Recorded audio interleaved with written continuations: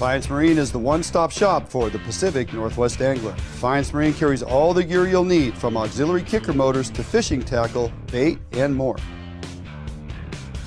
Defiance Marine is a Honda Premier dealership and one of the largest on the West Coast. Defiance Marine guarantees the best price on a new motor and the best service on a repower for your current boat.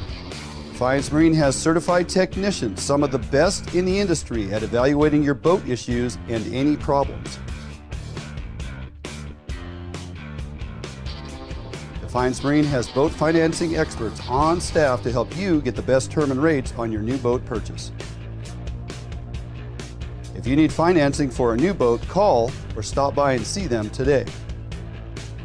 Defiance Marine is your one and only stop to help you get out on the water.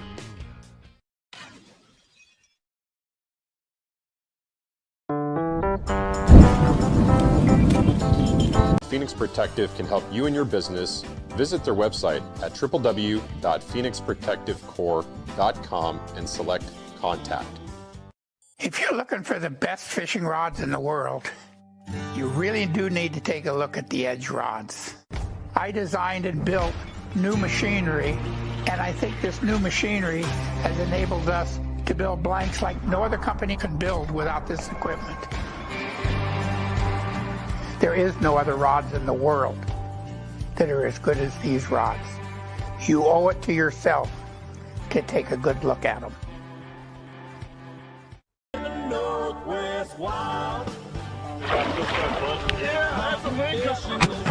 We've got a ballistic solution app on my... Tuna grounds are on the ocean, Tommy. We're going to do that. Don't go anywhere. We've got all the great fish that make great fish and chips.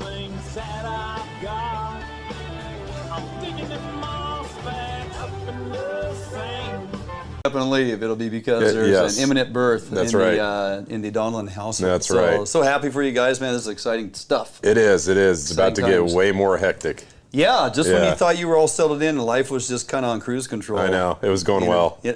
Now it's going to be disrupted. It was a good run. You had little Thomas right where you needed him, right? Yeah. Things were kind of moving along swimmingly. Now I'll introduce baby number 2. Right. Right? Yeah. Well, it's good stuff. Good stuff. So glad you made it here, and I guess we'll just wait. Maybe we'll get it through the whole show, and you can deal that with. I sure hope so. We'll see. I sure hope so. We'll see what happens. We'll see. So glad you're here. Hey, glad everybody is tuning in tonight. So I'm glad to take time out of your busy schedule and check in, see what it is we got going on here from the studios at Fish Out Northwest. It's been another pretty busy week on the road. Mm-hmm. Getting out, getting a little hunting in, getting some fishing in, and we're gonna. It is a great opportunity, though. You find the rod that you need, or a set of rods for the boat, or whatever. You're gonna save 20% on every rod, and that becomes quite a bit of savings for a lot of folks. Yeah, and I cannot wait to get my hands on those slow pitch jigging rods. Yep, those are coming next. That's where my mind is. Couple more trolling rods. Yeah, so looks like we may have a little bit of a feed issue, but we'll try to resolve that, guys. Just let us know how it's going.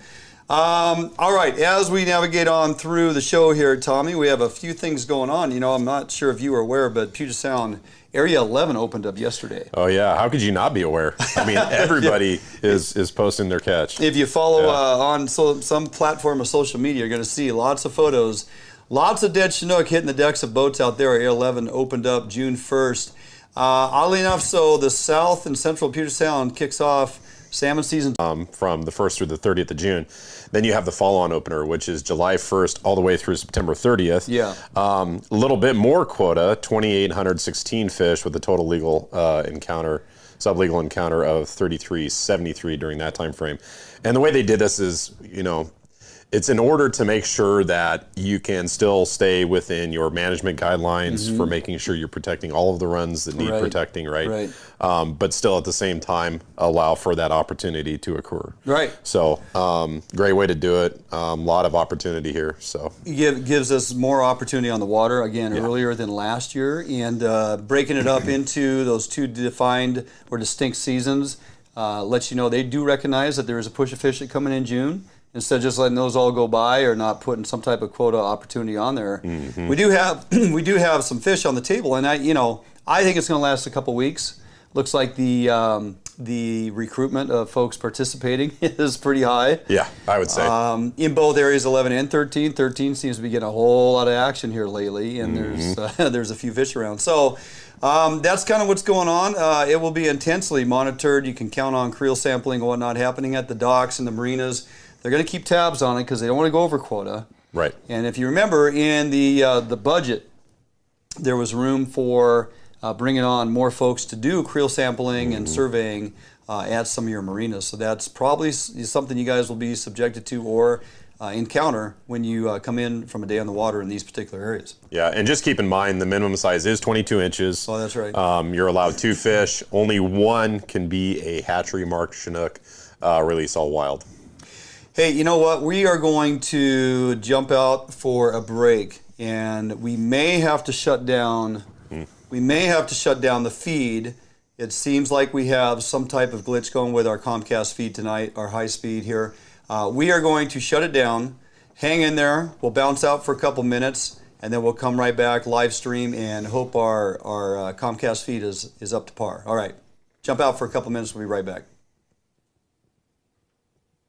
Sportco, an outdoor emporium, is the largest local outfitter in the Northwest since 1975, providing thousands of people affordable outdoor gear. This summer, make your next outdoor adventure more affordable by shopping at our warehouse-style pricing.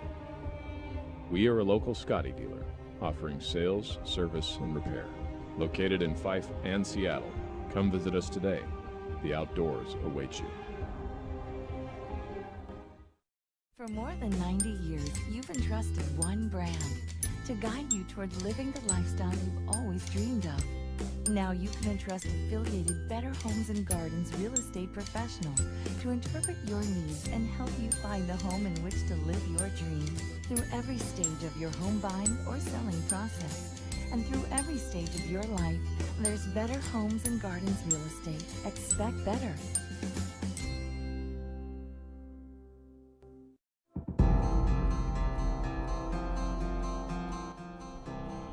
Sergeant Daniel Moulter began his tour of duty on October 21st, 1996, and ended his tour on June 27th, 2020. On the authority of Constable Carlos D. Lopez of the Travis County Constable's Office, Precinct 5, badge number 504 is officially retired, and Sergeant Dale Moulter is 1042. Godspeed, Sergeant Moulter. Honoring fallen law officers of 2021. The 2022 End of Watch Ride begins in May from Spokane, Washington. The ride across the country to honor the men and women of law enforcement who paid the ultimate sacrifice in their service to our communities will cover more than 23,000 miles. We ride to ensure that no fallen officer or their family is ever forgotten. EOW relies on sponsors and donations to cover this cost. Please consider donating to help support the families and departments of the fallen officers. You can donate by visiting our website at www.endofwatchride.com/donate. Please support the Blue.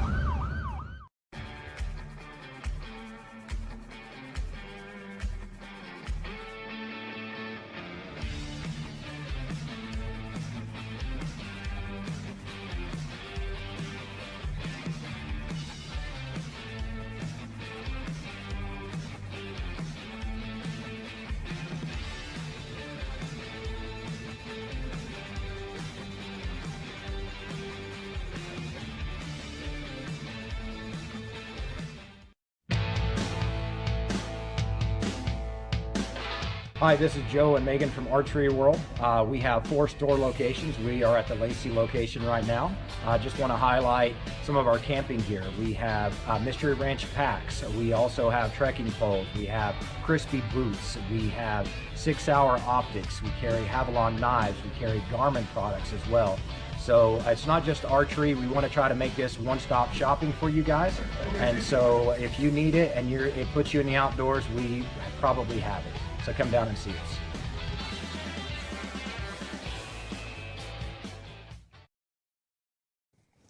All right, welcome back here in studio. Thanks for everybody letting us know how our feed was doing. Looks like we have resolved the issue thanks to the beard.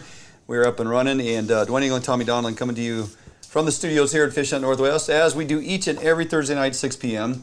Tommy, we left off talking about a opener in Area 11. Right. 13's kicking out some fish. We got a lot of participation. That is not to say we don't have more to look forward to. We do. We have some, we absolutely do. Some amazing stuff to look forward to. La Push, Marine Area 3, Depoe Bay, Marine Area 4 are set to open daily for salmon retention beginning the 18th of June, and that will be a 2 Chinook limit. Yep. Right? Just like we enjoyed last year. Man, that was fantastic. Isn't that some great fishing? 3 days out there. Yeah. Got on top of them, man. It was amazing. Lights out. Just to be able to carry, a couple Chinook, each person off the boat was just like unbelievable. So, and then we also have Marine Area 1 on June 25th. Of course, Westport, they delayed that until July 2nd, but that is 7 days a week. That's 7 days a week. Finally, right. 7 days a week. It's going to be 7 days a week, and all those areas will remain open through September 30th or until the quotas are met. Each one, specifically, each ocean area has its own specific quota. But pretty exciting stuff. It does. And that's not all. Oh, we got more. That's not all. There's more. We got more. We've got the Puget Sound, Central Puget Sound opener for Coho. That is June 16th in Area 10. That's a lot of fun, too. That's in our backyard. And that's a good way to take out a bunch of light tackle, and get into those coho. And then, for those that are also interested in, where are those Chinook hanging out at? That's a nice little good test fishery there as well. Good time to, kind of check out your electronics, right. Get a little, get everything dialed some ideas, in. Get, you just find out if we have bait in the area or not. But you're right. Those resident coho on kokanee gear. Yep. Absolute kick in the pants. Yep, and then we've also got the Tulalip Bubble terminal fishery that's opening up Fridays through Mondays in that same time frame, and then Area 13's been just continuing to go. So it's proven its worth as of late, and I think there's more persons participating, and I'm getting good reports of a good amount of bait that has flushed down here to South Sound. Which is pretty exciting when you look at it, because we not only have a number of fisheries that will be opening up as we get into mid-June and through upwards, into July. But I mean, right now we have, and we'll get into this later, but we have Summer Steelhead that just opened.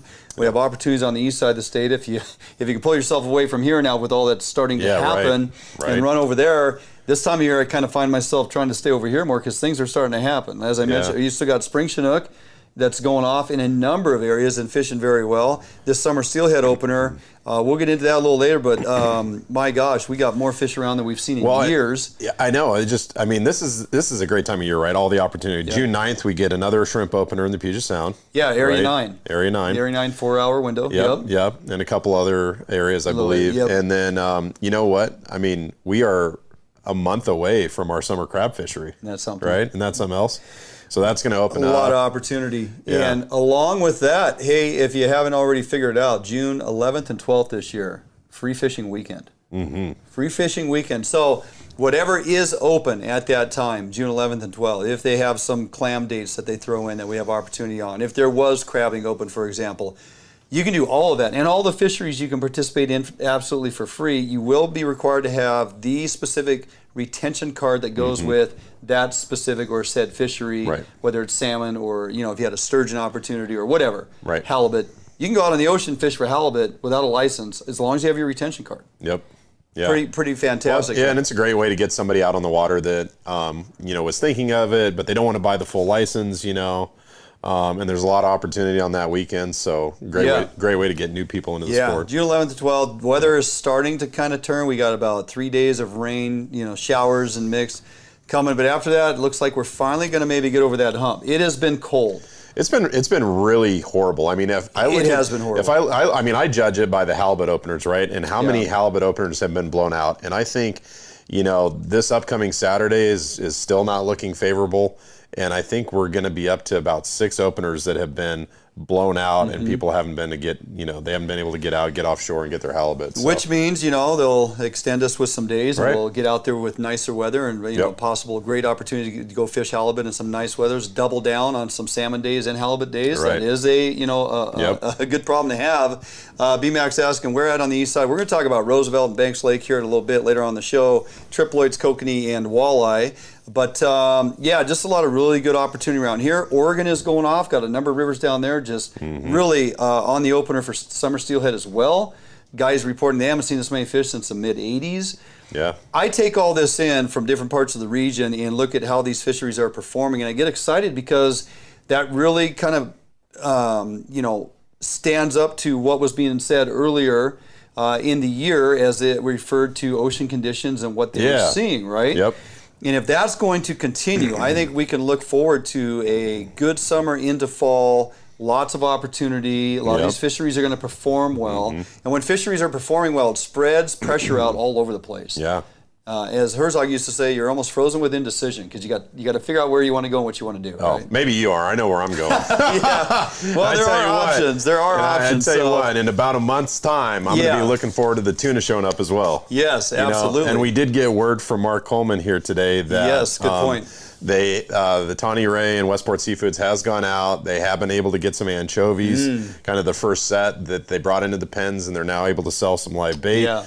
And so, we didn't see any anchovies last year. That's why I'm mentioning it, right? Yep. And the tuna fishing, I mean, to put it bluntly, it sucked. It was horrible. It was horrible. Yeah. So I'm really hoping that, with the first sight of anchovies, that keeps rolling. We get more and more anchovies. And I'm really not worried about the cold water conditions that are out there right now. I mean, obviously it's good for salmon, but I think it can be good for tuna as well. Right. And the reason that I say that is when you go back and you look at some of the banner years that we've had in the 2000s, early 2010s, I mean, those were phenomenal tuna years, and we had some cold water conditions then too. And good salmon So that's vision. not an indicator on how the tuna run's going to be. That's a good point. I'm looking forward to it. I think we're going to have a lot of opportunity in a short amount of time. I think if we continue to find great, pockets or indications of forage fish and bait balling up and welling up in certain areas, and the ocean, continues to perform as it is, yeah, you're right. We're anticipating those numbers that are coming in. Look how far under they shot the Springer forecast. Oh, I know. Okay. Yeah. And so I can't wait to see what's next that they underestimate because it just bodes well for opportunity and more opportunity and more opportunity. So, hey Chris, nice to see you on here. Deepwater Lings, yes, absolutely. B-Mac already mentioned where we're going to be on the east side.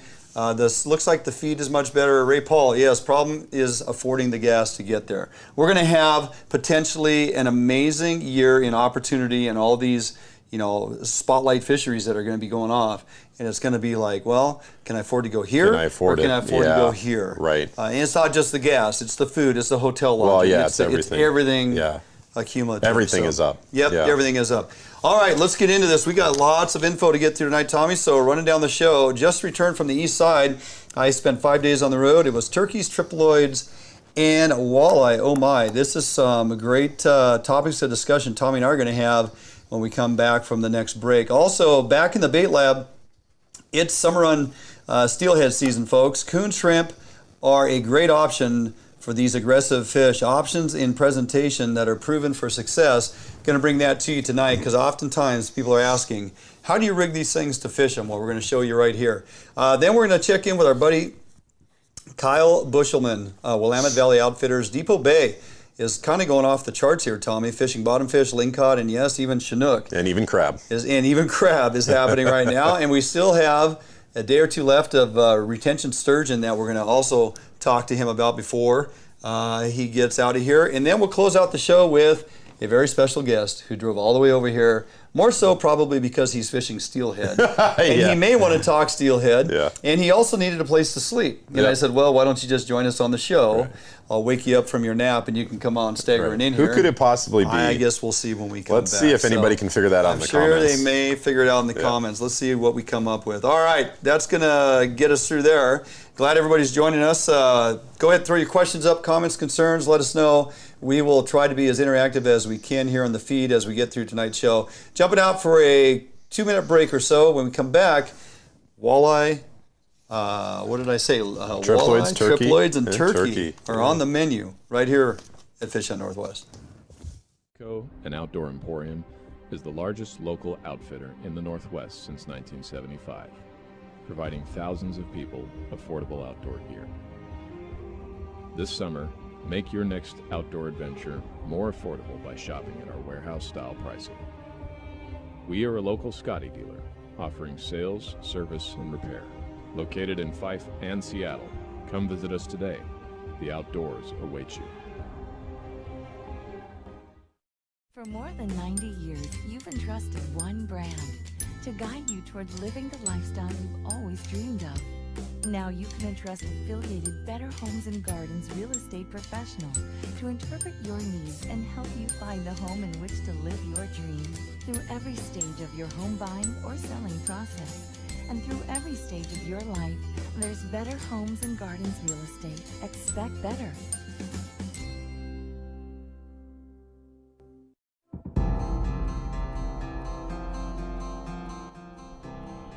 Sergeant Daniel Moulter began his tour of duty on October 21st, 1996, and ended his tour on June 27th, 2020. On the authority of Constable Carlos B. Lopez of the Travis County Constable's Office, Precinct 5, badge number 504 is officially retired, and Sergeant Dale Moulter is 1042. Godspeed, Sergeant Moulter. Honoring fallen law officers of 2021. The 2022 End of Watch Ride begins in May from Spokane, Washington. The ride across the country to honor the men and women of law enforcement who paid the ultimate sacrifice in their service to our communities will cover more than 23,000 miles. We ride to ensure that no fallen officer or their family is ever forgotten. EOW relies on sponsors and donations to cover this cost. Please consider donating to help support the families and departments of the fallen officers. You can donate by visiting our website at www.endofwatchride.com/donate. Please support the Blue.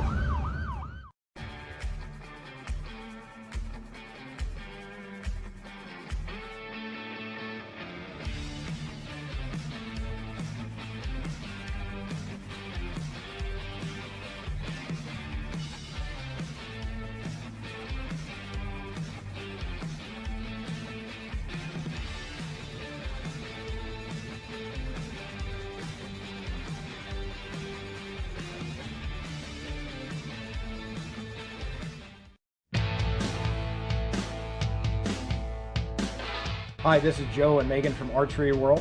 We have 4 store locations. We are at the Lacey location right now. I just want to highlight some of our camping gear. We have Mystery Ranch packs. We also have trekking poles. We have crispy boots. We have 6-hour optics. We carry Havalon knives. We carry Garmin products as well. So it's not just archery. We want to try to make this one-stop shopping for you guys. And so if you need it and it puts you in the outdoors, we probably have it. So come down and see us.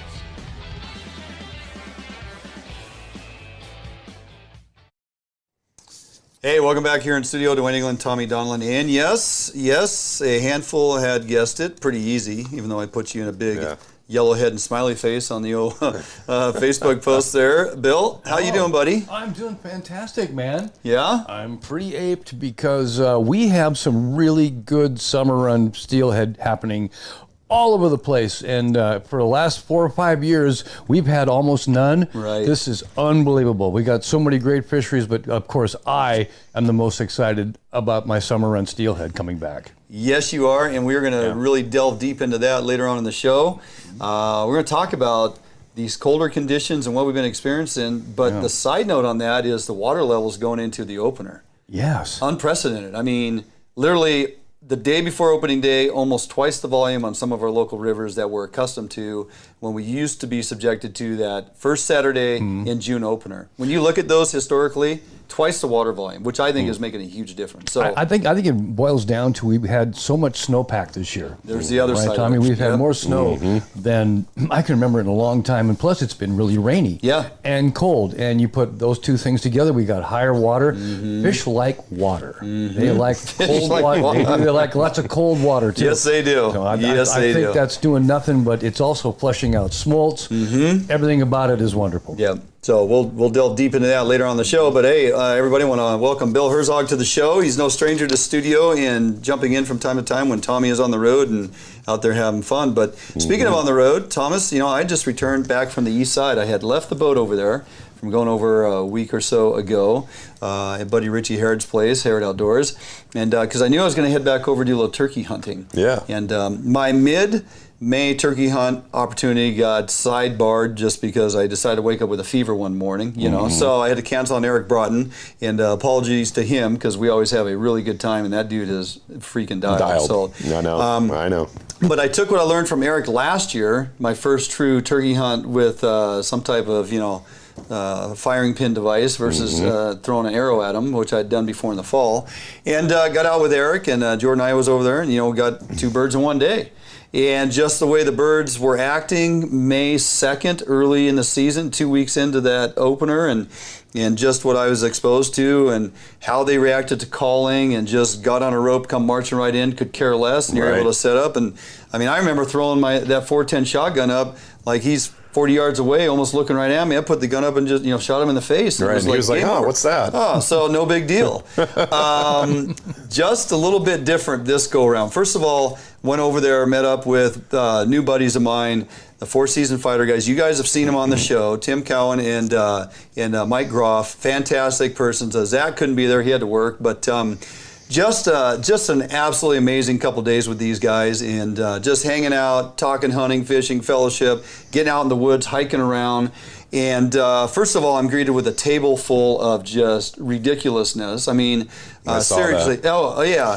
They give me all this stuff. I got another nice, now I have 2 410 shotguns. Wasn't anticipating that, but they got me that Mossberg Pump 410 shotgun. That's going to be Harper's first shotgun.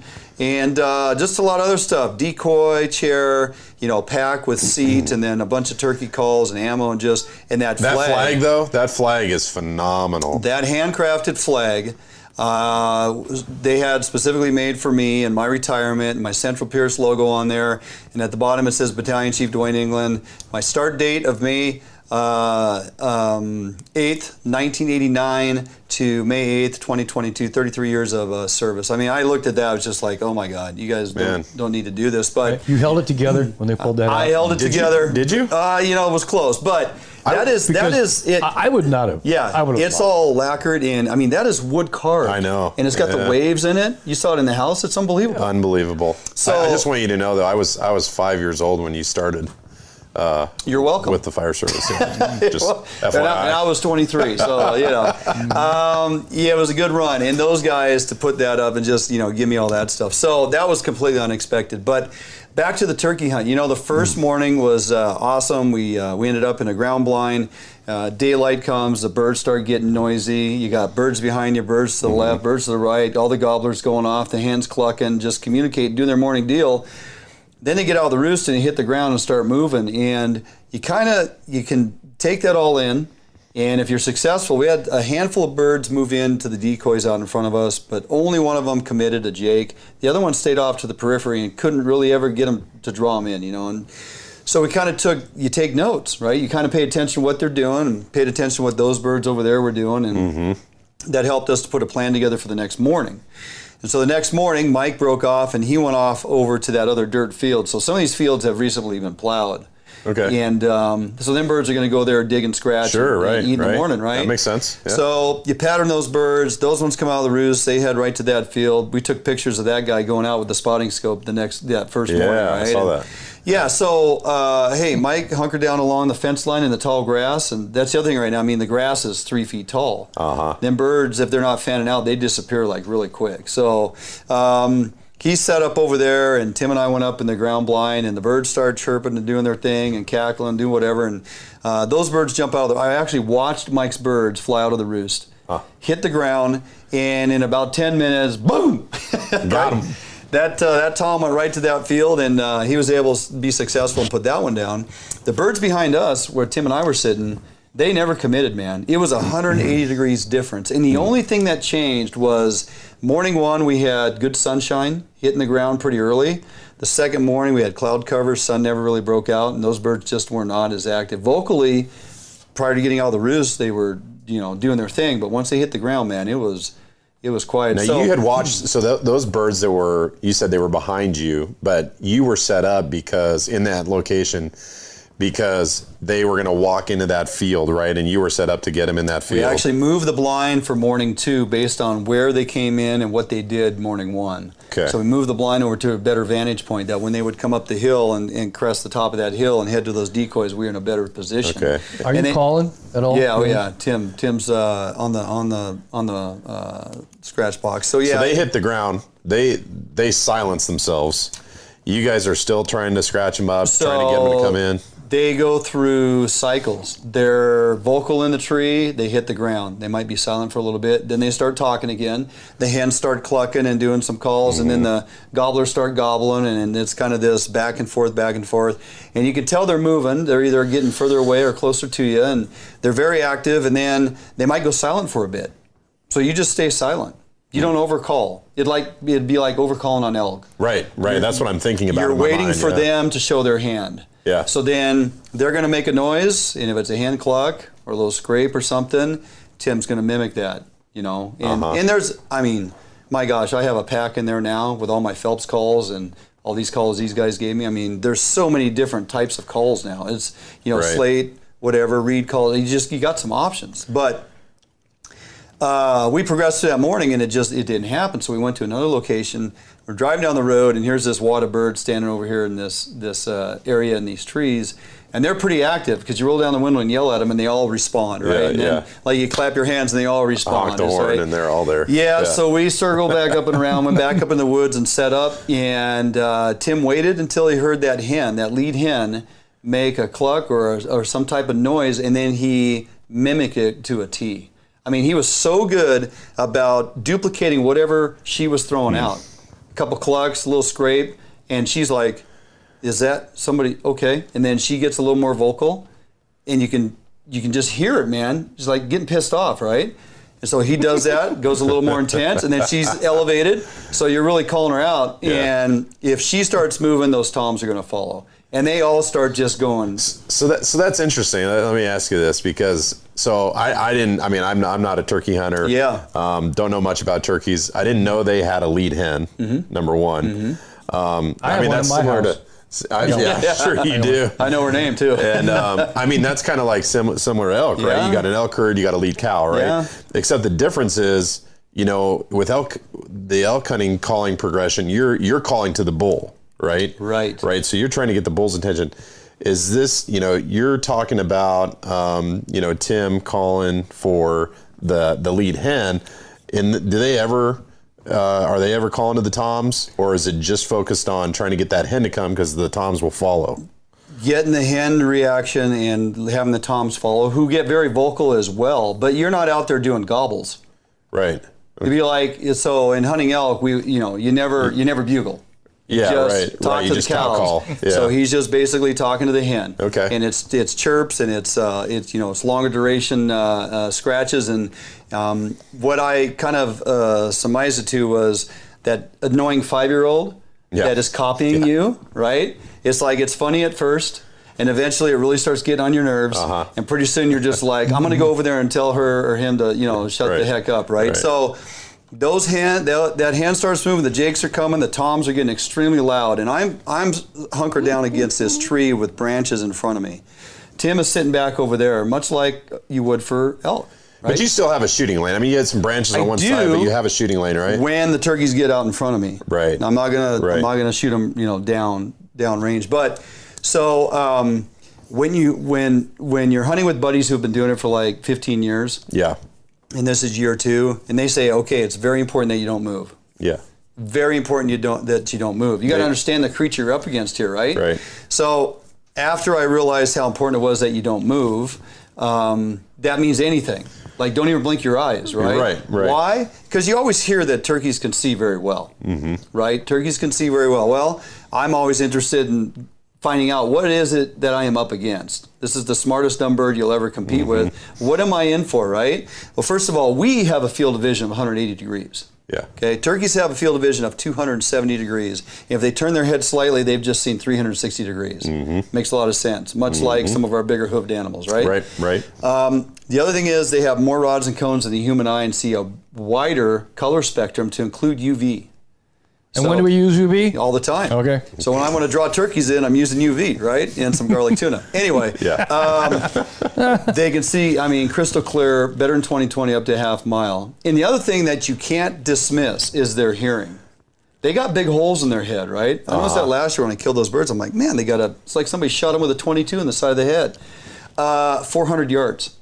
So if you're sitting there all cameled out and stuff, and you cough and it doesn't sound like anything that's supposed to be there. Yeah, they're going to know. They're just not even going to take a chance. So these birds are coming in on a rope. I mean, these birds are worked up, which is interesting because we're hunting May 29th. Yeah. Towards the end of the season. These birds have been exposed to a whole lot, and these things are fired up and coming in. And so I'm sitting there with some branches down, and I'm thinking, because I didn't have the conversation I needed to have with Tim prior to, so decoys over here, birds are coming here, and I'm sitting there with my little 410, and I'm thinking I should probably put this up into my shoulder so when they get out in front of me, I can nice and slowly just raise and shoot.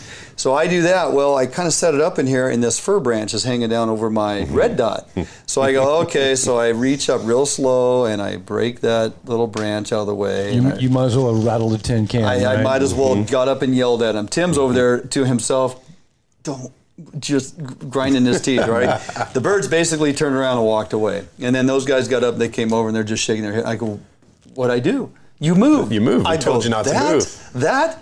Oh, yeah, that. Laser focus, man. I mean, one little instance. And so, Tim goes, ideally what we want is these birds to come in, you not move, don't even do a thing. Wait till they focus on that decoy and they go to attack it and beat the crap out of it. And when they have turned around and they're putting their feathers to you and you can't see their head, that's when you shoulder and wait till they spin back around. Once you see their head, now you can shoot them. And I'm like, that conversation would have been valuable 20 minutes ago, right? It's crystal clear now. I mean, turkey on turkey crime. As a hunter, I'm thinking, hey man, I got to be ready for when they come in. Well, but let them. I mean, but there's so many parallels to that too, right? Because I think a lot of archery guys that are hunting bull elk, they think that I've got to conceal myself, right? I've got to hide behind a tree or a bush. But if you hide behind a tree or a bush, you don't have a shooting lane, right? So the elk can walk up right on the other side of the tree, and you can't draw, and you can't shoot, right? So you have to be in like that position where your background is broken up, but you have a good shot. And I mean, one of the other things too is when you get in a position where you're going to sit in, you have to think about you have to expect the unexpected, right? Sure, always. And so you have to have that shooting lane, or you have to have that mentality that, okay, what if the bird comes out over here?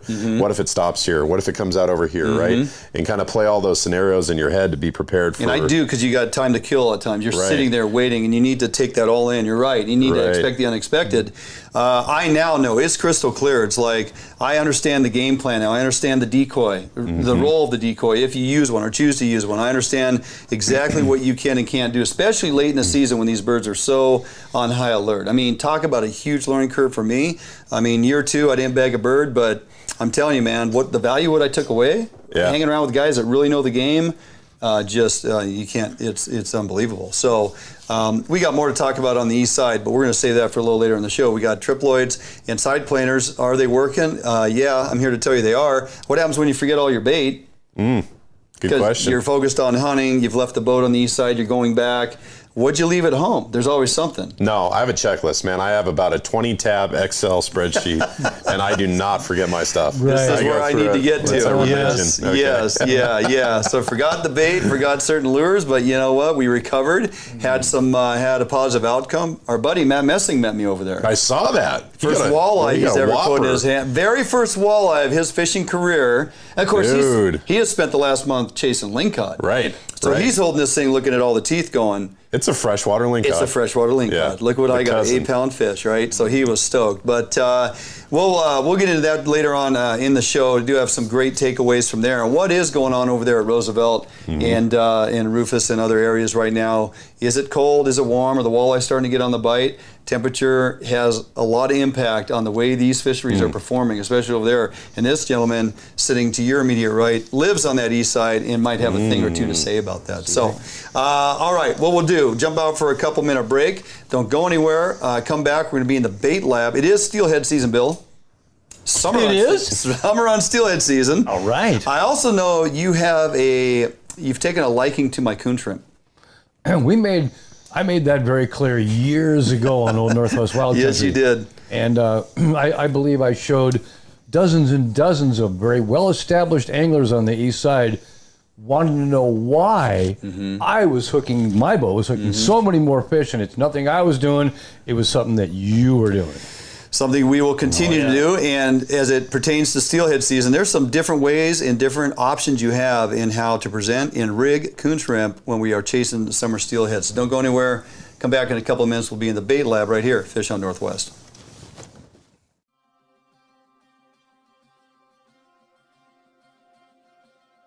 Allied boats are built by West Coast fishermen for West Coast fishermen. Deep V 21-degree dead rise at the transom guarantees a smooth ride no matter the conditions. Allied offers all of our boats with Honda outboard packages so that you can take full advantage of the reliability and 5-year top-to-prop warranty from your Honda outboard. Allied boats range from 19 to 32 foot in length, so no matter what type of heavy gauge boat you are looking for, we have it for you. All of our Corsair 21 foot and larger designs come standard with reverse chine that is welded inside and out with no extrusions below the waterline, so that you will never have to worry about corrosion problems down the road. Get out on the water today in a boat that you can trust and enjoy with Allied Boats. Contact us at Allied Boats today to learn much more about our incredible fishing machine. New days, new beginnings, new friends, new loves, new dreams, new goals, new scenery, new job. No matter what the next chapter holds, Better Homes and Gardens Real Estate will be there to help you find the new that's right for your lifestyle at any stage of your life. Better Homes and Gardens Real Estate. Expect better.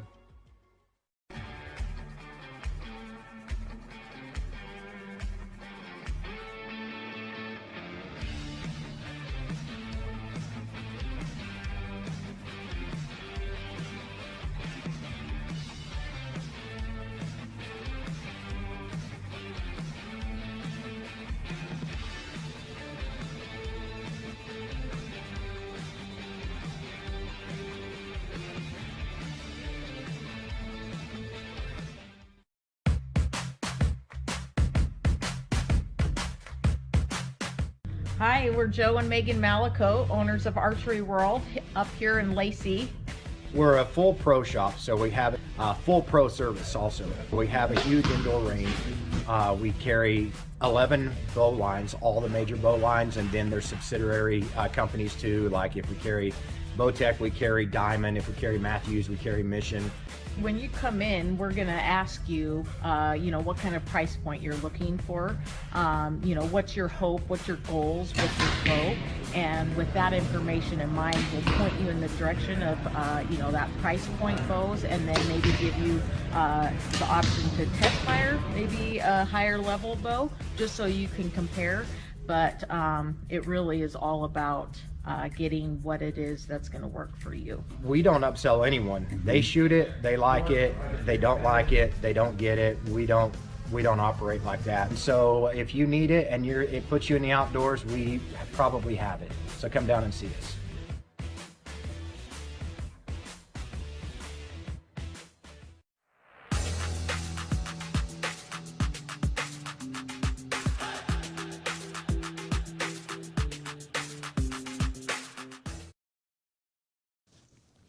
Hey, welcome back to Fish on Northwest. We're here in the Bait Lab. I want to remind everybody, Bait Lab presentations brought to you by Max Lure and, of course, Sportco.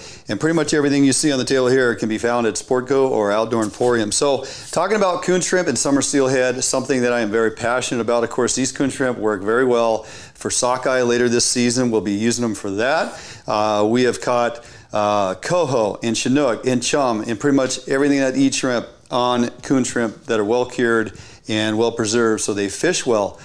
One thing that has to happen with your coon shrimp is all about presentation. How do we get these baits in front of those fish to get them enticed enough to want to strike? And let me tell you, if you've never been at the receiving end of a fishing rod when a summer steelhead takes down your coon shrimp, you have been missing out. So first of all, let's talk about the rod and presentation. These are actually some of the new edge rod kokanee rods, but this is a fantastic summer run plug rod and/or what I'll use for coon shrimp. It's an 8-foot one piece, 6 to 15. It's got an extremely sensitive tip. It's ideal for kokanee fishing. also for dropping lead when we're going to be later in this season going after sockeye, but it's going to work fantastic for small presentation out of the drift boat or what have you for summer steelhead as well. So if you're looking for a new style of rod to fish either coon shrimp or present plugs, these kokanee rods by Edge are going to get it done all day long. So really simple system here. I have a top shot on my braided line. I know some of you guys like to fish simply mono on your plug rods and or your bait rods. That's fine. I switched to braid years ago and I put about a 30-foot top shot on. A lot of times in summer fishing with low water, that's only out in front of the boat 45, 50 feet. So truly most of the line going into the water is my monofilament. So I'm not worried about having the braid on the spool. That's not a problem for me. Simple snap swivel that I keep my gear on. Now, here's my pre-tied leader, and we're going to get into how we tie these here in a second. I just want to show you how simple this is. This is a medium-sized Brad's bait diver. I use these over the jet divers only because years of doing this, I really prefer the action that the Brad's diver imparts on your presentation more so than the jet diver. Jet diver just kind of sits there and slowly meanders back and forth, and also when it gets hung up, it's not always a instant indicator that it is hung up as you move downriver. When these brads get hung up, they stop wiggling. When the rod tip stops wiggling, you can truly see that there's something going on. There's a change in the cadence of the tip of the rod. Probably better check that rod because something's different. So I'll use the Brad standard size. They have the Magnum side. They got the Mud Dog. If you're in a hole, say on the Couch River or some bigger water, and you know that the hole is 15 to 20 feet deep, you may want to change to the Magnum or the Mud Diver. But these standards will get it done all day long if you're fishing water that is anywhere from 5 to 8, 12 feet deep. These will get it done on your smaller stream. So we're just going to clip that in the top right here. And the other thing I've done now on all my divers is I've changed out the bottom, and all I put on there, I don't need a swivel or anything. I put a dual lock, and that's all that's needed. Every one of my leaders is tied with a bead chain. And this is important. This is a mistake a lot of folks make. We're going to put a bead chain on there because what happens when these divers are working and getting down into the rocks and constantly digging in, this edge starts to get beat up and it actually gets a little bit sharp. If I have a barrel swivel or a swivel with a snap and I put it to the bottom side of this, when I pull this line out here, it's going to come in contact with that bill from time to time. It's going to make a weak spot or actually even cut right through it. With a bead chain on a snap, that can rub there all day long. It's never going to impact your leader material, and it's going to give it swivel ability. That's why I don't need anything but a dual lock on the base of this. So that takes care of all my problems, okay? No issues there of weakening the line. So from there, I like to run about a 5.5 foot leader. Now, there's a lot of different ways you can put your hooks together. I've kind of landed on using a size number 1 and a size number 2. I used to use a size 1 and maybe a number 4, but that little stinger hook and a size 4 is just a little bit too small for me in some cases. So I've come back to using a size 1 and a number 2 for the stinger. Now you're going to look on here, and there's a clear straw and there's a soft bead egg that's pierced onto the line. And this is about as simple a rig as you can have. Bare hooks, a straw, and a little tiny soft bead, egg bead, okay? This is really what I refer to as fishing coon shrimp basically naked. The only thing they're really seeing is a coon shrimp. I don't need any other attractant, flotation, color, anything. Clear water, aggressive fish on the move. This will get it done all day long. It's the scent, it's the color, it's the action of that coon shrimp moving back and forth in the current that entices those steelhead to eat. So, gonna take a coon shrimp. These have been cured up for well over a year in my bait fridge. That's a great size of coon shrimp for steelhead, summer steelhead. I'll fish that all day long. Basically, a good cured shrimp is firm, the helmet's firm, the carapace isn't cracking and coming apart, detaching from the body. So you're just going to straighten that shrimp out, okay? Now, we're going to take the top hook, the number 1, okay? And I'm going to put it in just behind the head, just behind the carapace into the meat of the shrimp. And I'm going to curl that around right out the top as close to center as I can get it. And push it on through till I can get it to lay flat. Now ideally this stinger hook is going to be right about at the top end or the head of where that where it lays next to that shrimp. So I'm going to straighten this tail out, and with this now, I only need 1/2 hitch. Now, if I'm not putting a straw on there, a lot of guys like to wrap that with 3 or 4 1/2 hitches. And what happens, the more you wrap that tail with a 1/2 hitch, that's just another point of where that line can pull tight and cut through the tail, break the tail apart, because you put 2 or 3, 4 1/2 hitches on there. Every one of those is a breaking point. I put 1/2 hitch right behind the eye of the hook, and it's around the thickest part of the tail, and you're going to pull that snug. Now we're going to straighten the legs out on that tail and collect them. Now this nice clear little piece of straw on here, we're just going to kind of work that on there, twist it around until we push it on there straight, pull it snug, and now the little soft bead we just pushed down there, that just helps keep that straw down on the tail. That's all it is. That straw straightens it out. That thing goes out in front of that bait diver. It wiggles back and forth. You got that stinger hook out in front of it. That bait, well cured, without a lot of excess pressure on it, with multiple wraps and whatnot, will fish for quite a long time through an entire run if it doesn't get bit. I like to change them out when I go from run to run.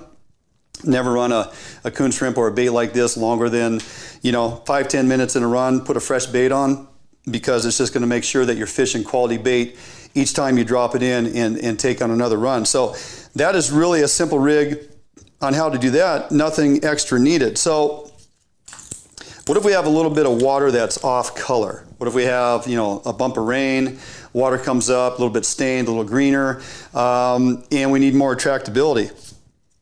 I have options. First of all, I can put on a 12 millimeter soft bead over the straw. Now these ones here are rigged with a red straw. Doesn't matter, clear straw, red straw, they all work. It's just a matter of what you can find. The bead down on top of this rig will fish just like the previous one I showed you. This has a little more buoyancy, a little more attractability with that pink pearl.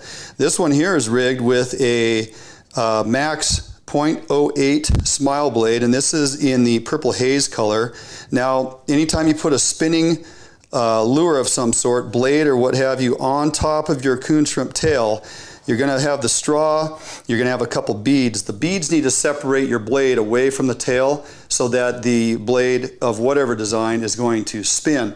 If you look on here, I have some with spin glows, I have some with soft beads, I have some with the Max smile blade, and I have some with these actual spinner blades. We use spinner blades in coon shrimp or shrimp lures for spring Chinook or salmon fishing in the Columbia River, what have you. So prawn spinners are a go-to, and there's no reason you can't scale it down and make it work for summer steelhead as well. It's really easy to do, and so I already got my basic 2 hooks tied up. It's no different than a mooching rig. You're just putting your 2 hooks about 1 finger width apart, okay? So I got, again, a size 1 and a size 2. I have about a 5.5 foot leader. And to make this spinner rig, it's very simple. I can put the straw on now, or I can put it on after the beads. It doesn't matter, because the beads are small and will slide through that. But make sure you put the straw on. And because I'm running a spinner blade, I'm going to put at least 2 beads above the hook. That way when that coon shrimp tail is on there, the beads are going to hit the tail, and it's going to keep the blade away from it. Now I have a multicolor UV blade here and a plastic clevis. I like to use the plastic clevises on these types of rigs because I know those metal ones can at times cut through the leader. So we'll go with the plastic clevis on that, and that just all slides down, and there you go. Okay, I mean that literally right there is a coon shrimp rig for summer steelhead. Would use that day in and day out. Again, you have your options depending on water clarity and whatnot. Then I'm just going to tie a bead chain swivel on the top of that, and that then again clips to that diver. Try whatever you'd like to use, multiple colors, and how you create these combinations.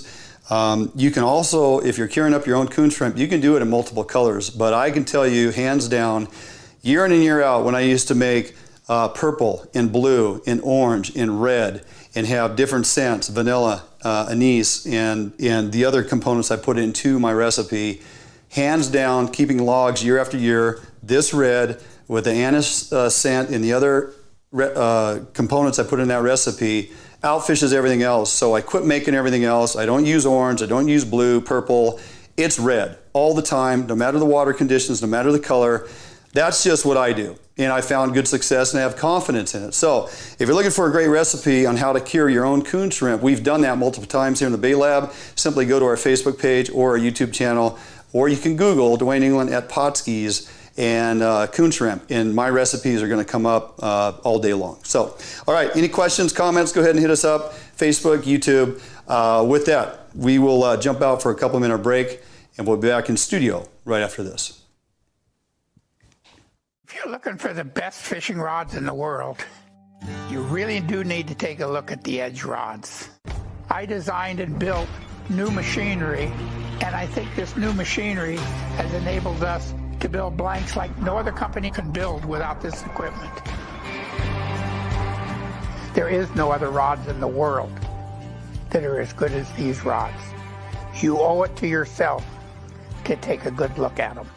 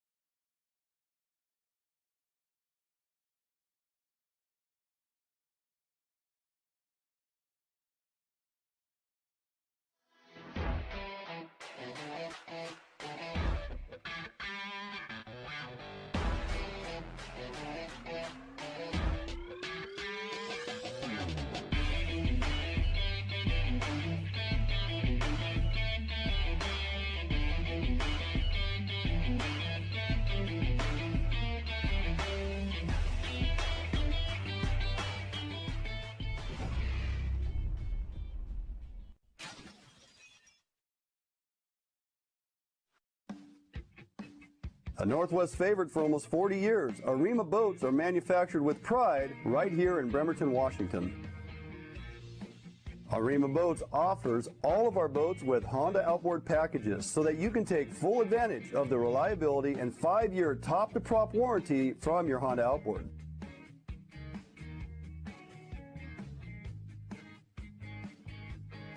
With literally thousands of Arima boats on the water throughout the Pacific Northwest, Arima boats are a proven hull design that offers incredible fuel economy and all of the amenities that a serious angler is looking for.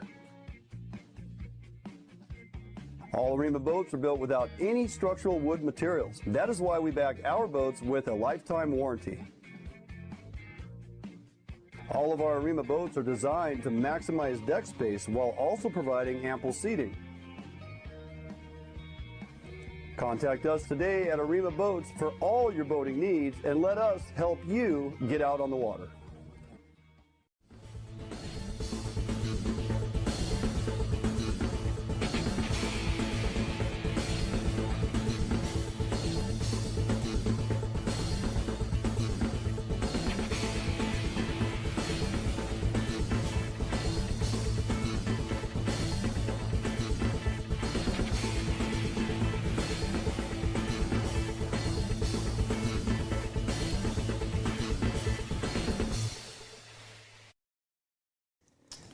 Hey, welcome back here in Studio Fish on Northwest, and we have a familiar voice on the other end of the phone, Tommy. Kyle Buschelman, Willamette Valley Outfitters, no stranger to the studio. Matter of fact, Kyle, as I've reminded folks often, was my very first in-studio guest on our very first show. Yeah. Back in the day, weren't you, Kyle? That's right. Yeah, it was a good time's flying by. Oh, man, buddy. Yeah, well, glad to pin you down this evening and get some intel out of you because it's always solid. So you're out there Depoe Bay for bottom fish and lingcod. Yes. Let's talk a little bit about that area for people who are unfamiliar. Talk about the kind of depth of water and the structure on the bottom and what you're looking for to locate those fish.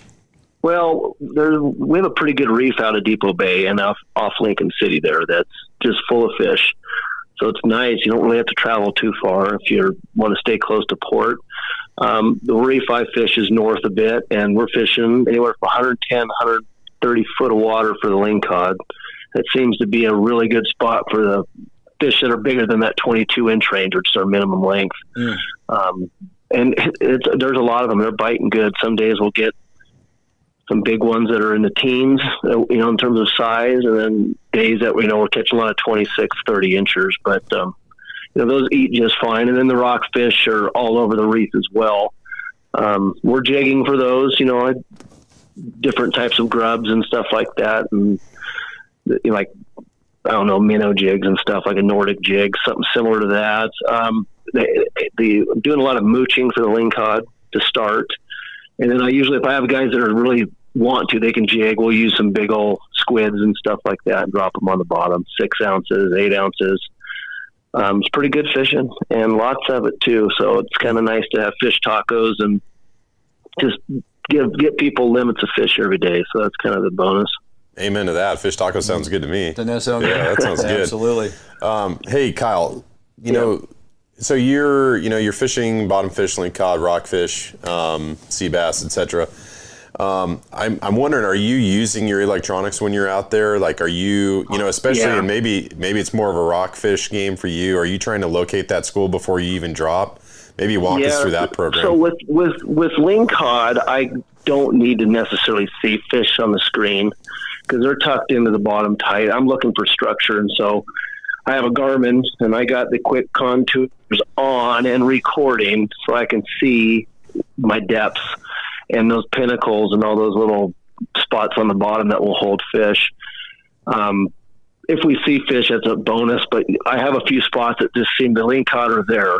Now, when we're fishing for the rockfish and we're jigging, and we're looking for the schools, there's certain areas I'll go to, and I'm going to cruise very slowly until I find those big, till my screen turns orange and red, then we stop and we start dropping our stuff. In the mornings, we've been having a lot of bass on the surface, which is fun. That makes it easy to find them. We just cast out there and reel in, and it's a lot of fun on light gear. So you just pitching a soft plastic on a jig head, 1 ounce or something when they're off surface like that? 1 ounce to 1.5, and a little grub or anything, just rubber swim baits and stuff. And I'm using fire gel on them. I'm a big fan of that. Nice.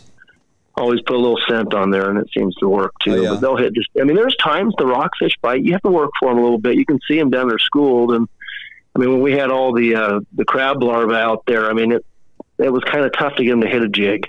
They were gorged. So, you kind of have to move around a little bit. And, talk about that. Talk about those lingcod. As far as if I got a boat, I'm like, I'm going to go out there and find that reef and start fishing on these lingcod. What kind of length of rod, weight of rod, how much weight am I putting on there? What do I need to set myself up? Well, for jigging for the lingcod, I'm using, I got like 6'6" rods. They're pretty medium stout, the Tribolas. And I also got some striker rods that I'm using, or, my spinning rods, which are also about 6 foot rod. Very stiff with a, little lighter on the tip so we can jig. They need to be able to handle 8 ounces. At least the casting rods do for the lingcods. My spinning rods, very rarely do I fish more than 4 ounces with them. But something that can handle. I like a line counter. That way I can get my guys close because there is a current out there, and even with experienced guys, you can miss the bottom sometimes because you're dropping it, and it's not smooth on the drop, and sometimes we get a lot of scope out there, and it could be a problem. But I use braided line. I use a 50-pound braided line, and then I tie a bumper on there of 25. That way I can actually break off.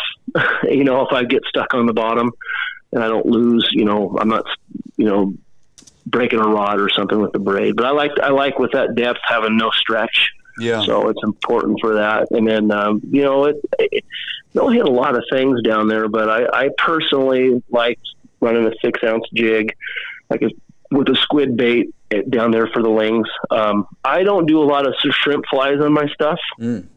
Some guys do. I tend to just, some of the bass rods we'll run those when we're running like a 3 ounce jig. I'll run shrimp flies on that line too. But when I'm doing after lings, I tend to just have my bigger jig or a mooching rig, which is 6 ounce inline weight, and running herring, which is really effective. And You know, I like that because that rod loads up. You don't need to set the hook on them. You just kind of come tight and fight them in nice and easy. And hook to land ratios are pretty good with mooching herring on the bottom. Right. We get snagged less doing that for some reason. It's just the nature of the way we're presenting the bait. Some days it can get expensive out there. Oh yeah. You know, lead's expensive. No doubt. Yep. But it is, you know, it's a 2 fish limit for us in Oregon. And what we've been doing this time of year. The rock fish are kind of bonuses. We're getting our lingcod limit, and then we're going after salmon because we're having a pretty good bite out there for Chinook. So that's a perfect segue. Great segue. Yeah. How about that? Mind reader. You like that? Yeah, that was perfect, Kyle. Yeah. This Chinook fishery, this is, you know, for somebody that doesn't frequent those waters, it's news to them. You got a June Chinook fishery. So why is it in June? Which run is this, and how's it going down? Well, it varies every year. There's a lot of feeder fish in there. There's a lot of bait in the water. Every year we seem to have a decent amount of Chinook. There could be some local fish that are, you know, springers that are going into the Silettes and the Stucca. You know, we do have a springer run on some of those rivers, but the bulk of these fish, per the fish checker, they're Sacramento-bound fish that are up along the Oregon coast feeding and chasing the schools of bait. And I had good buddies out yesterday, and they asked me where to go. I pretty much told them exactly where to go, and I got sent 2 great photos while I was out Sturgeon yesterday of some nice Chinook. Yeah. So we're really nice heading fish. back. Those and, quality Chinook. The Chinook, those Sacramento fish are big. Yeah. Whatever California's doing, and whether for their fish down there, they've always ran pretty big. I mean, the other day we had a couple that were pushing 25 pounds, and that's a good fish. Real quickly, Kyle, just kind of walk through the progression on what your approach is on these Chinook. You know, depth of water you're targeting, where you're finding them. They on the deck, they suspended. Is this a bait fishery, hardware? What's your troll speed? Well, the troll speed changes based on the current and which way I'm trolling. This time of year, we have a pretty good ocean current, and I like to just troll with it. I'm an idle speed, kind of with a good angle. I'm running usually 16 ounces of lead, and 14's out the back. And I'm not fishing all that deep. I'm running, you know, above 50 on the line counters. Most of our fish have been 31 to 35 on the line counter, which is kind of random to me, but it's working. So I'm doing it. And I like herring. So I'm fishing. My herring is fire brine. It's a pretty simple system, you know, natural fire brine, and it's durable and it's good. I like the water temperature is good. It's 51 right now. Those currents will change too, and we'll get cold, and the bite will kind of back off a bit. But we have really good temperature, and you know, I'm not seeing tons of bait on the graph, but these fish are loaded with them. So there's a couple areas out there that I troll, but for the most part, we kind of start at 150 and head west until we start banging fish. And it seems to be the way it's working. And it's not a lot to it. You got to be out there putting in the time to get them. But, you know, the numbers that we're getting, I would rather be out there doing that than chasing springers. We're catching more fish. So yeah, right. Quality fish too. I mean, that kind of blows my mind a little bit. You're out there in 150 feet of water, but you're catching them in that top portion of the water column. Yep. Yeah. Man, what a beautiful fish! I want a June fishery like that. Okay? I know, dropper lead, no downrigger. Right? Don't we all? Oh my gosh! You know, the guys that have downriggers are probably finding them too. But most of the guys that I see out there that are fishing, we're kind of, this time of year, we don't necessarily base days on the Chinook yet because, you know, coho starts June 18th, and then it's just going to be crazy. But, and we've also released a few coho, which is a good sign too. We've been seeing a fair amount of fish off the Oregon coast, so we'll see how that pans out because we know we have a lot of doom and gloom in Oregon right now with Tillamook having restrictions of no wild fish this fall. The Siuslaw, which is my home river, is closed indefinitely this year. No fishing. But, you know, you go up the coast, you know, 30 minutes. The LC is a 2 fish a day, 20 a year limit. The Silettes is the same thing, but the Siuslaw is closed indefinitely. Winchester's open too, and the Umpqua. So we're trying to figure that out, but it's hard because our Oregon fish are not here yet. They're up north still heading this way. So it's kind of tough to say what we're seeing now is going to be indicative of what's happening in the late fall. So, and August, September, stuff like that. So, well, and that's not the only salt opportunity you have, but wait, there's more. They got some more things happening. You also have crabbing opportunity as well. I understand. Kyle, talk to us a little bit about that program. We do, and the crabbing's not bad. It hasn't been very good out of Depoe Bay where I go, and I think a lot of that is related to the commercial fleet really did their job, but the crabbing for us gets better as the crabs kind of get softer again, and they've had some time. We start seeing some more crabs again. Then it's good through the fall. I had pots out the other day. We didn't do the best, but the guys that are up north in the Pacific City are doing great. The commercial fleet doesn't tend to go in too close there, so those guys coming off the beach there are doing well with crabs, and I think guys off Yaquina are doing okay with crabs too. Interesting. That's a hell of an opportunity. When you stack that all up, you can go set in one Bay Area. Yeah, you can go out of port. You can set crab pots. You can go fish for lingcod and rockfish, and then head out and get your kings that are, oh, by the way, in that high teener to 25-pound class. Yeah, I mean that's world class right there. You're not going to. We did it the other day. It was really nice. I had a client of mine that fishes with me all the time, and he goes, "I want to do just an everything trip. Can we do?" I go, "Yeah, let's do it." We dropped crab pots. We went and got our lingcod right away and a handful of rockfish. Got an awesome tiger rockfish. Got some Chinas. Got a little mixed bag. Got to let the quillbacks go. We got an 8-pound vermilion a couple days ago. Oh, that's massive fish. Massive fish. And then we went trolling, and he got his limited Chinook. So that's awesome. It was hard to beat a day on the Oregon coast. We were coming back with a little bit of everything. Right. So did you get a tip? Yeah. I did. I would hope so. Should have got two. Yeah, should have got two. Hey, before we cut you loose here, buddy, you had mentioned at the start of the segment here, you have one more day of keeper sturgeon. How's that season been going? I've seen a few pictures with you and clients with some nice keeper sturgeon this year. Yeah, well, it's been, honestly, it was better than I thought. The catch rates at the port are about 1 per boat, I think, keeper-wise. It's 44 to 50.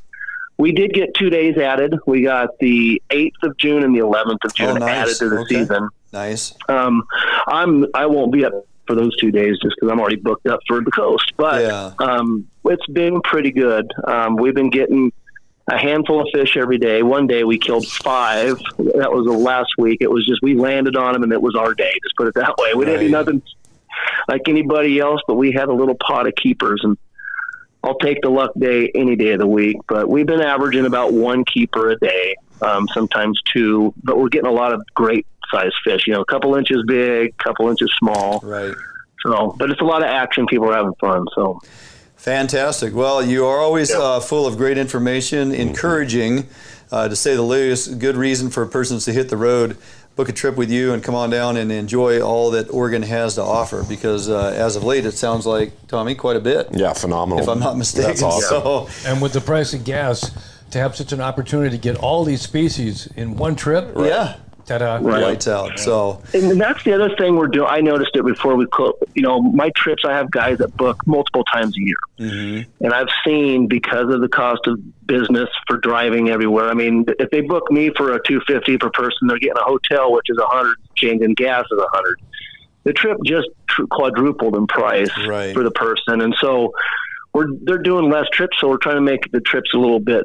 We're getting as much as we can in each day. If the weather in the ocean allows us to do it, we'll stay out and fish. We won't just get the limit and come in like we have in the past. We get rockfish quick, and we'll try for salmon. And with the coho season coming up, it should be lights out fishing. Oh, man. That's awesome. Yeah, we got a great summer shaping up here. Lots of good opportunity in the salt. And then as we move into freshwater, later early fall and mid-fall, I mean, things are just, Tom and I just can't stop talking about it. We got so much opportunity coming up here. Even in Washington, it's going to be fantastic. It's good, and hopefully the fishing, it stays good. I'm sure it will. So this fall, we're all going to have to get a little change plans here and there, but there's still lots of opportunity to go fishing in Oregon in the fall. So I agree. All right, buddy. Always a pleasure to get you on. Always appreciate the insightful information you bring to the folks, and can't wait to have you on in the near future. All right, man. Thank you. Have a good night, guys. Have a good night, buddy. Have a good one. All right. Carl Buschelman, Willamette Valley Outfitters. Check him out on Facebook, Instagram, and of course, www.willamettevalley.outfitters.com, and book your trip with him. You will not be disappointed. He may even have a few seats left open for buoy 10, but I bet you that dance card is almost full if it's not already. But it's well worth the check, because that fishery is going to be extremely good latter part of August for sure, when we get those that wild retention. So that makes me want to go to Depoe Bay. It kind of does. Oh my God! It's shallow water fishery for big, gorgeous, 20+ pound Chinook on dropper lead, inline fish flash in a herring, just like we do. Right. It's not that far of a run. No. Yeah. No. Yeah. So let's hook up your boat. Let's drag go. the boat down there. May have to get on the road and burn some diesel. All right, we're going to jump out for a couple-minute break. We come back. This man's been waiting patiently, and trust me, that's not easy to do. He has a number of things to say. We're going to talk summer on steelhead. We're going to talk some Eastside fisheries, maybe a little triploid, maybe a little walleye, believe it or not. Okay. Temperatures, weather conditions, and things that you know, right? Got a question for the general, just like last time. Post them up here. We got him for about another 15 minutes. He's going to answer everything you throw at him. So, with that, we'll jump out for 2 minutes. Don't go anywhere. Back here with Bill Herzog at Fish on Northwest. Defiance boats are built without any structural wood materials. That is why we back our boats with a lifetime warranty. All of our Defiance boats come standard with large fish boxes that are fully insulated so that you can ice your fish properly all day. Defiance boats feature a 21 to 22 degree dead rise at the transom and a large reverse chine for incredible handling and stability offshore. Defiance boats are foam flotation filled and unsinkable for the ultimate in safety while fishing offshore.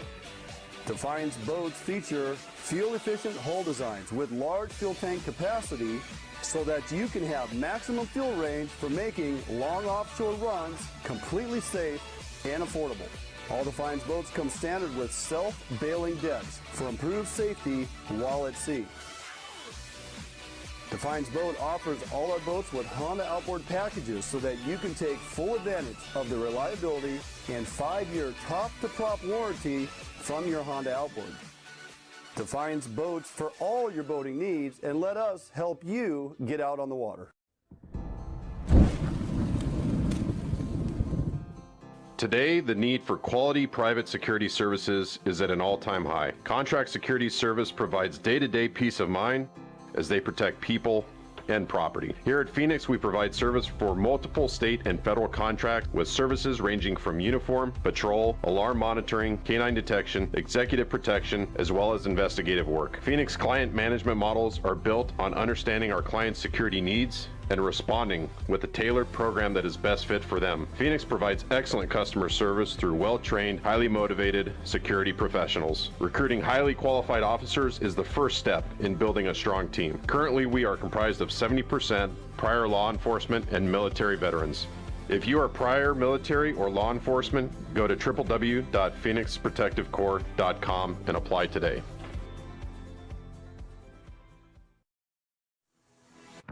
Yep, for sure. Oh yeah, big fish. Yeah, buddy. Nice fish. Oh, beauty. Gorgeous fish. Bobby's on the board. We got a good one. Oh yeah. Oh, oh. Oh, geez, come on. Nice fish. Nice fish.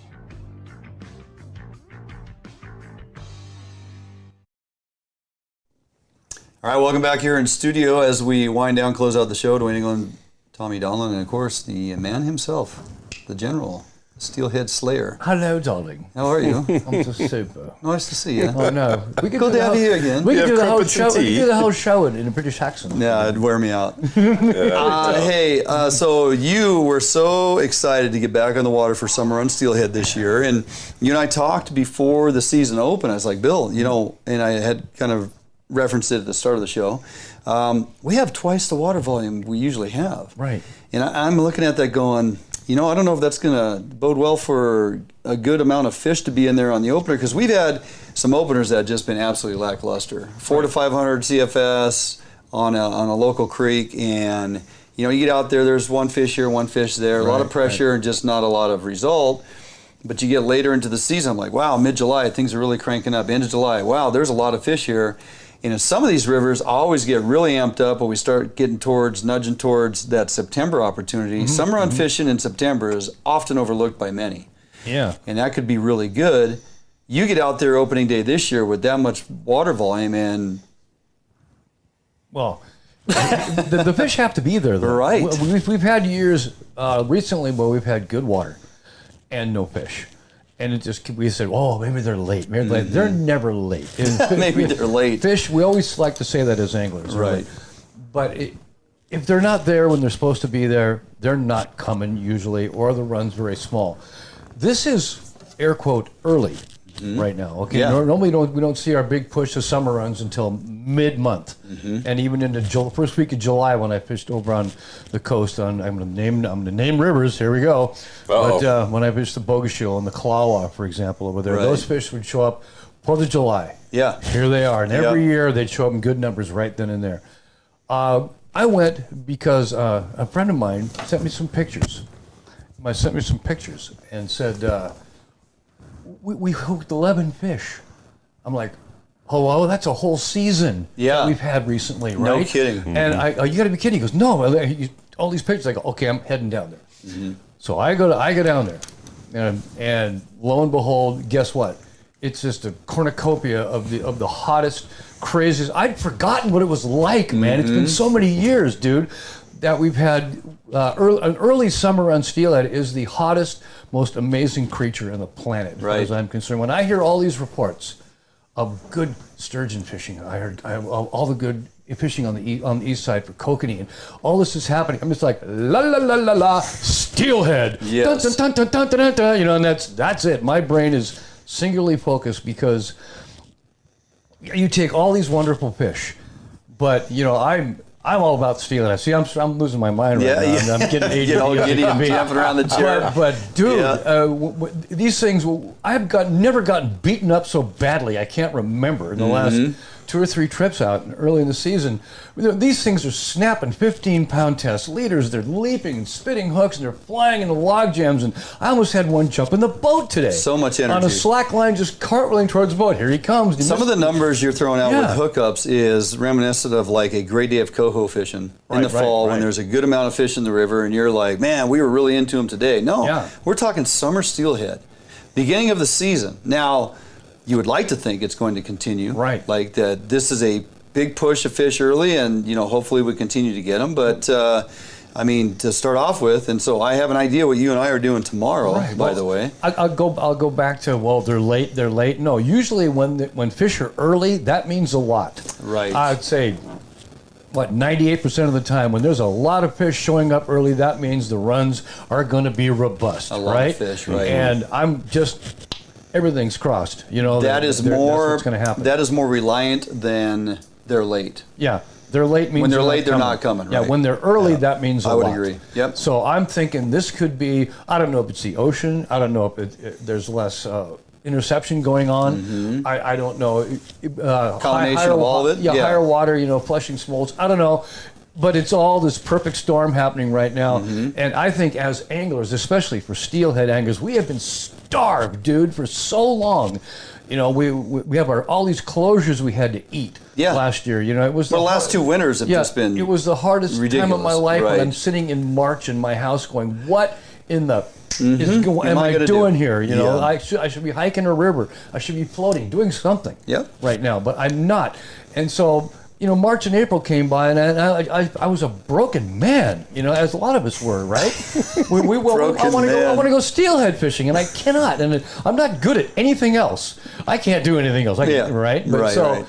But well, I said, well, when the rivers open up, I'm going to go steelhead fishing just because. And to find these fish, the high quality, and they're big this year. There's not little fish. I want to talk about what you're getting them on. Yeah. Let's back up from that for a second. Normally, when you and I talk summer steelhead, we're talking small jig presentations, maybe tipped with a little piece of prawn, maybe not because they're so aggressive. You know, you got your black and red combos that are synonymous with you in the summertime fisheries, clear water. Clear floats, fluorocarbon, you know, far and fine. And now it's just how much noise can I possibly make? And these fish, because I think it's because the water's colder, there's more flow.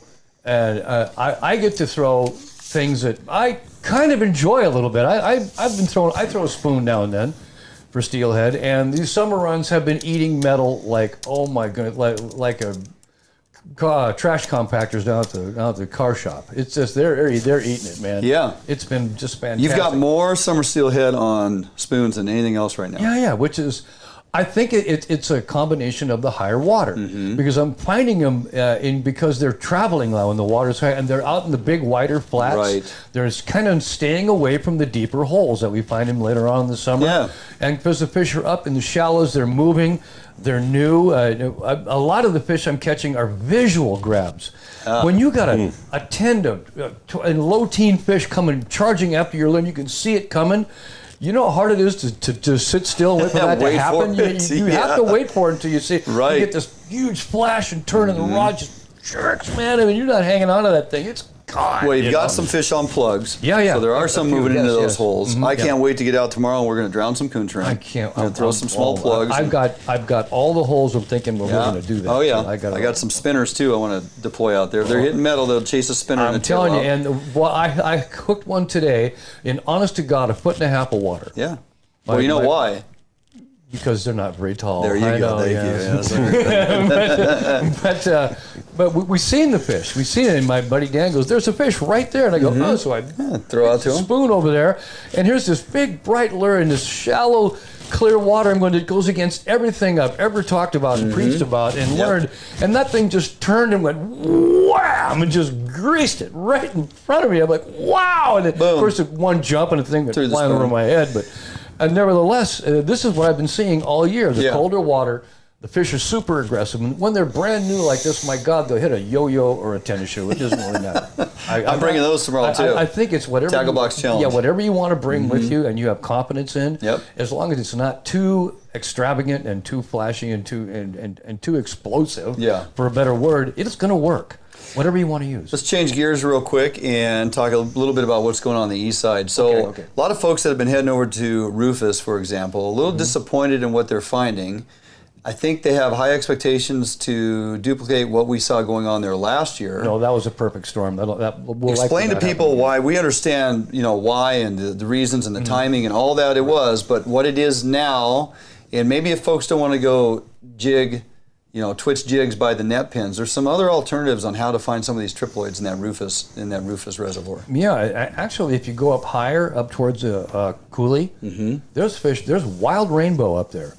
Lots of them, and they're not going. They're once in a while you'll get them in the 4 to 5 pound range, but there is a pile of these 14 to 20 inch rainbows up there that really are super aggressive. A guy wants to strip a fly, for example, you can catch them that way.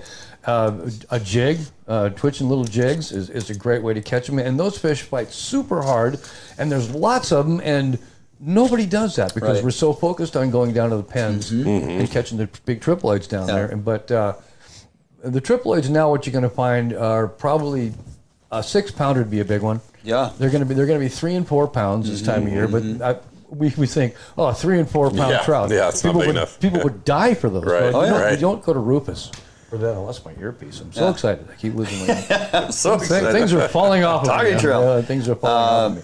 Yeah, you think you're going to get that 10, 12, 15 pound fish. But and they do exist, but good luck getting through the smaller ones. They're so aggressive. What we saw a few years ago was COVID. Right. All these fish that they'd planted weren't fished over. So they went through an entire season of growth, and nobody's catching them. They just got big and stupid.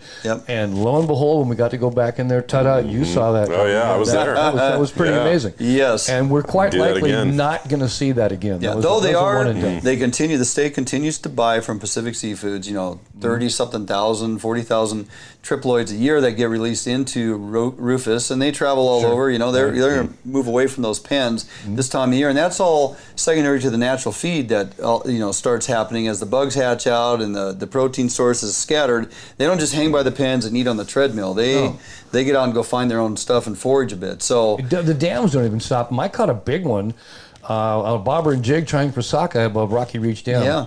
One morning. Go figure. Did you really? Triplet. I'm like, boy, you went on an adventure. Yeah. Wow. Right? Yeah. But did I mention Summer Steelhead? Or can we go back there? We're over on the east side for a little bit. All right. The triploid fishing on Roosevelt is considerably different than what you're going to do on Rufus. So I was over there again this last week. Spent a full day out there with Matt Messing, and I'm running my side planers on my boat, and I got those things out 100 feet either side and running gear way out away from the boat.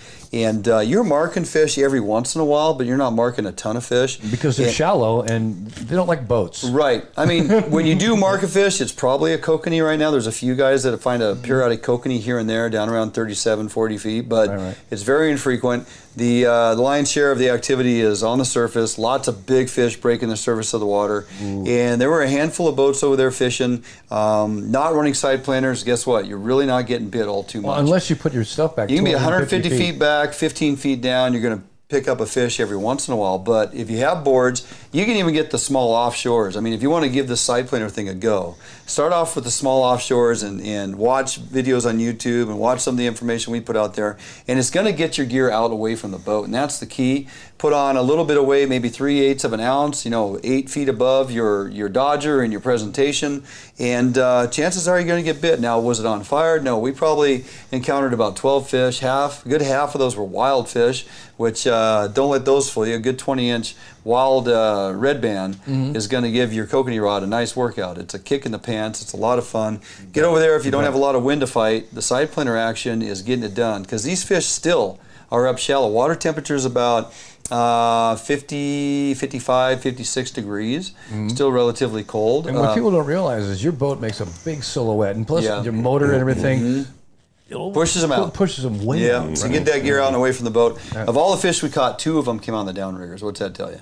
Well, you're a horrible downrigger fisherman. Yeah, 22 feet. 22 feet was the magic ticket. 22 feet. So that wasn't it. Other than that, also spent a morning fishing with Richie Herod over there for walleye on Banks Lake and up around Devil's Punch Bowl and out in front of on Steamboat and all that. Went around to a handful of different areas, but there too, talking with Richie, the walleye bite's just been horrible. Water temperature is like 53, 52, 53. He says it's cold, bumped up to 55 the morning we were out there. I asked him, and for folks that are trying to figure the walleye thing out, once we get up around 58, 60 degrees, these fish will get much more active. But we went out that morning targeting 18 to 22 foot of water, 0.08 to 1 on your troll speed. We're talking slow. 0.08 Dead to slow. 1, almost sockeye fishing, Glacial. right? Yeah. And we're running those slow death rigs by Max Lure, spinning those worms, smile blade on there, and we ran through a handful of different colors. Almost every one of them got bit at one point or another. I think we had probably 10 bites. It's a presentation thing. Yeah, where 10 bites. Matt got that 8-pounder. We caught a couple smaller ones, but it wasn't on fire by any means. There was a little flurry there for about maybe an hour, and then just kind of shut off. But Richie's excited because for him being a walleye guy and over there frequently, he's like, this is the most action we've had in a single morning. I'm going, boy, this better step up a little bit because I don't know if I'm going to be driving over there again. But it all relates to this late season water temperature delay in a number of our fisheries, even on that east side. Yeah, so are you guys marking them on the sonar and driving over them? You see them, yep, right on the ground. And what's interesting is some fish were suspended and would go down and check out our presentation. Yep.